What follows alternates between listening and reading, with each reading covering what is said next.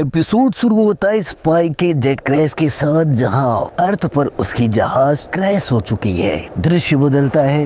ये हमारा स्टाइल नहीं है, तुम जानते हो। खाली बैठी रहूं, कुछ ना करूं, इंतजार करूं किसी के आने का। अपनी जगह पर बैठी रहो, उसका इंतजार करो शांति से।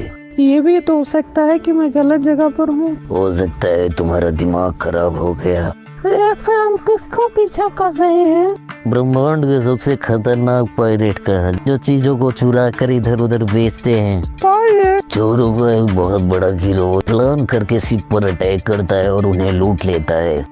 हम उनको मुझे कोई बताने की जहमत उठाएगा स्पाइक कहाँ है? जब भी काम होता है वो कहीं न कहीं गायब हो जाता है। कुत्ता उनका ट्रांसमिशन को बंद कर देता है। जेट खुश हो जाता है और स्पाइक के बारे में सोचता है वो कहाँ होगा। स्पाइक बहुत सारी सिगरेट पीता हुआ किसी का इंतजार करता हुआ दिखाई देता है। तभी सामने से 2 ट्रक दिखाई देती है जो उसके पास पहुंचती है। तुम लेट हो Dwayne. Yes yes yes yes. वो लड़का किसी क्रिकेट की कमेंट्री सुन रहा होता है और उसकी टीम हार जाती है, जिससे वो गुस्सा होता है। वो चीजों को तोड़ देता है। डुएन कहाँ है? ओल्ड मैन अभी अपने काम में व्यस्त हैं। वैसे मैं उनका असिस्टेंट हूँ माइक। आपसे मिलकर अच्छा लगा।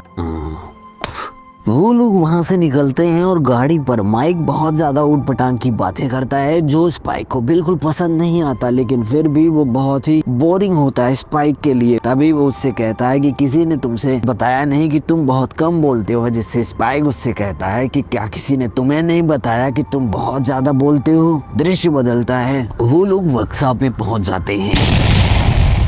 जी जस फिर से नहीं। ओल्ड मैन बहुत दिनों से दिखे नहीं।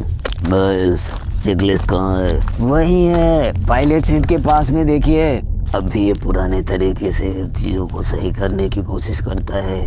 मुझसे पूछो तो ये यूजलेस है। इतने हाईटेक जमाने में भी रिंच पाना कागज पत्थर का इस्तेमाल करते हैं। कम से कम कंप्यूटर ही रख रहे हैं, लेकिन सुनते ही नहीं। माइल्स ईवी ट्रांसमीटर कहाँ है? 4 नंबर पाना, पेचकस और पिलास सब लेके आओ। 4 नंबर पहली बार सुन रहा हूँ, कहाँ है ये सब? तो फिर रेजी को फोन करो, तुम्हारी जगह पर वही अच्छा काम करती है। ठीक है, इससे में ही क्यों रहते, बाद में मिलता हूँ।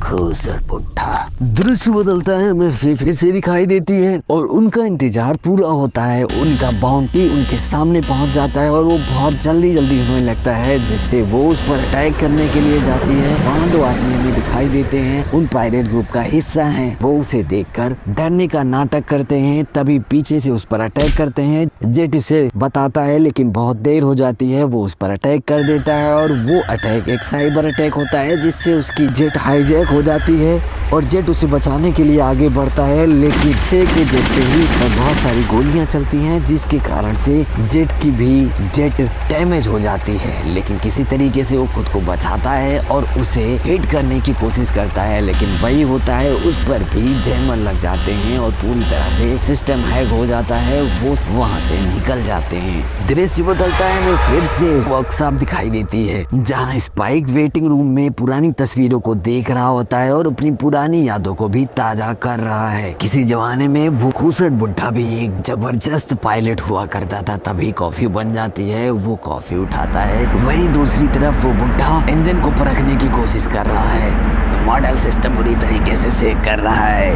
बंद करो। एक्सीलेटर पंप कम्प्लीटली बेकार हो चुका है। मुझे पता है, इसमें साइलेंसर और फ्यूल इंजेक्टर भी हमें ऐड करना चाहिए। इसकी जरूरत नहीं है। उसी के कारण तो यहाँ वाइब्रेशंस इतनी हो रही हैं। तुम्हें अभी भी समझ में नहीं आया? इंजेक्टर की वजह से ये सारी समस्याएं आ रही हैं। हाँ, जल्दी करो, लगाओ उसे। आपको पता है इस समय सारे लोग हाईटेक हो चुके हैं, सब कंप्यूटर का इस्तेमाल कर रहे हैं। हम यहाँ ये पानी के चक्कर में पड़े हैं। करो मत। उसका इस्तेमाल करते हैं तो हम भी उन लोगों की तरह हाईटेक बन जाएंगे। मेरी बात ध्यान से सुनो। क्या तुम इस मशीन के लिए काम करते हो या मशीन तुम्हारे लिए? दिमाग अपना सही कर लो। मैं चीजों को सही जाओ। तुमने इनका पार्ट बदला। हाँ, ऐसे ही करते रहोगे तो तुम्हें अपने लिए नए असिस्टेंट खोजना पड़ेगा। तुम्हें लग रहा होगा कि मैं एक खुसट बुढ़ा हूँ, लेकिन मैं अपने काम को अच्छी तरीके से जानता हूँ। स्पाइक, मुझे तो नहीं लगता। इस तरह से लापरवाही करते रहोगे तो एक दिन तुम अपना हाथ भी काट लोगे। तुम्हें पता है ये बात? सॉरी, लेकिन मैं इतने आगे के बारे में नहीं सोचता। पार्सल वाला आदमी आता है जो उसे पार्सल देने की कोशिश करता है और उनके बीच में बातें चलना स्टार्ट हो जाती है। स्पाइक अपने ट्रांसमीटर का यूज करता है और बेबाब पर कॉल लगाता है, जहां उसे पता चलता है कि बेबाब की हालत बहुत ही गड़बड़ हो चुकी है। वो किसी का चेस कर रहे थे और वो उनके पूरे सिस्टम को हाईजैक कर लिया, जिसके कारण अब जेट एंटीवायरस बना रहा है और वो लोग आपस में बात कर रहे होते हैं। जेट नीचे आ जाता है बात करते हुए, तभी दोनों को पता चलता है स्पाइक वो बुढ़ा आदमी दोनों एक ही कोरियर कंपनी के बारे में बात कर रहे होते हैं, जो बहुत ही वियर्ड होता है। दृश्य बदलता है। ये जानकारी पुख्ता तो है? हाँ, मैं अभी वहीं से आ रहा हूँ और वहाँ पर ये लोग डील कर रहे हैं छोटे मोटे व्यापारियों के साथ। समझ गया। डिलीवरी ट्रक में वो जाएंगे तो लोगों को उन पर शक भी नहीं होगा। ये अच्छा बेहतरा बनाया है उसने। तो हैक को काउंटर कैसे करेंगे? तुम मुझे जानते हो। और तो क्या? उन लोगों ने मेरा भेजा खराब किया और मेरी सेट को पूरी तरह बर्बाद कर दिया। तुम मेरी आदत जानते हो स्पाइक, मैं किसी का उधार ज्यादा देर तक नहीं रखता। छी, बिल्डअप देने की क्या जरूरत है? साफ साफ बताओ, मुझे परेशानी होती है बकवास से। मैंने अभी तुम्हारी 2 हैंड की डील देखी। क्योंकि उन्होंने वायरस फिजिकली भेजा, इसीलिए हो सकता है कि उनके पास इसका एंटीवायरस भी जरूर मौजूद होगा। इसी वजह से हम लोग उन्हें फिजिकली नहीं वर्चुअली उनमें ऐड करेंगे। इसके लिए हमारे पास खुद का एक वेपन है। क्या? ये तो सिंपल सा एक ट्रांसमीटर है। अगर तुम वायरस से इन्फेक्ट होते हो, तुम्हारे सेट का सारा सिस्टम गड़बड़ हो जाता है, नेविगेशन और कम्युनिकेशन भी। एग्जैक्टली इसी वजह से मैं तुम्हें अब यहाँ से असिस्ट करूंगा। तुम इसका इस्तेमाल उनके पास में करोगे और सारी चीजें तुम मुझ पर छोड़ देना। इस फ्रीक्वेंसी के थ्रू मैं उसके पूरे सिस्टम को हैक कर लूंगा और उन्हें भागने का बिल्कुल मौका नहीं मिलेगा। दृश्य बदलता है। हमें स्पाइक जाता हुआ दिखाई देता है उन लोगों के पास में, वहाँ उस डिलीवरी कोरियर के पास में। तभी सामने से 2 ट्रक दिखाई देती है जिस पर सेम कलर पेगमेन पिक्चर्स बनी होती है। स्पाइक फिर से पूछता है आखिर ये क्या है, तो वो बताती है कि जिससे हमारा सामना हुआ वो इसी तरीके से थी, लेकिन यहाँ पर 2 है, उसके बारे में उसे जानकारी नहीं। जेट परेशान हो जाता है, सोचता है कि अब उसे यहाँ से क्या करना चाहिए। तभी फिर उससे कहती है कि अगर हम इस पर हमला करें तो शायद जो चोर होगा वो भागने की कोशिश करेगा और उसे हम धर लेंगे। स्पाइक भी उसकी बात से सहमत होता है, लेकिन जेट उन्हें रोकता है, आगे के कॉन्सिक्वेंसेस के बारे में सोचता है। तभी वो उन पर अटैक करना स्टार्ट कर देते हैं, जिससे दोनों भागना स्टार्ट कर देते हैं। अब अलग अलग जगह पर उसे पकड़ने जाते हैं। फिर दूसरे वाले ट्रक के पास जाती है। जैसे ही उसे रोकती है, पता चलता है कि वो केवल एक सिंपल कोरियर ट्रक होता है जो केवल पार्किंग का पैसा नहीं दिया है, जिससे वो परेशान हो जाती है। स्पाइक वाली जेट वास्तव में उन्हीं पायरेट्स की होती है। स्पाइक उन्हें रोकता है और पकड़ने की कोशिश करता है। उनके बीच में काफी जद्दोजहद होती है और स्पाइक अपनी चालाकी से उन्हें थोड़ी देर कंफ्यूज करता है, लेकिन फाइनली वो उस पर हिट करते हैं। जैसे ही उसकी जहाज हिट होने वाली है, वो जहाज को डिफ्लेक्ट करता है और बच जाता है, लेकिन वो उस तार के झमेले में फंस जाता है। चारों तरफ से वो उसे खेल लेते हैं और उस पर हिट करते हैं अपने ट्रांसमीटर को,